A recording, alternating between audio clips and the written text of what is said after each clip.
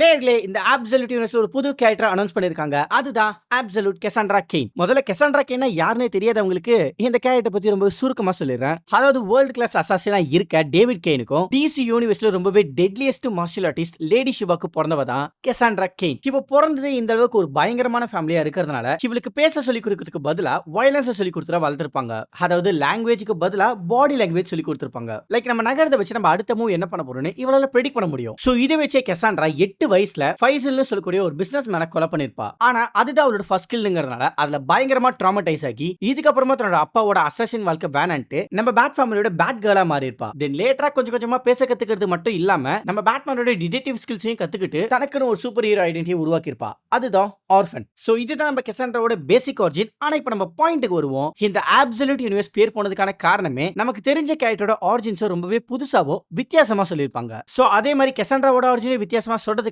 Absolute Cassandra can shadow sand அப்படின்னு one shot காமிக்க September மாசம் அனௌன்ஸ் பண்ணிருக்காங்க. சோ நீங்க இந்த அப்சல்யூட் கெசாண்ட்ரா கேனை பத்தி என்ன நினைக்கிறீங்கன்னு கமெண்ட்ல சொல்லுங்க.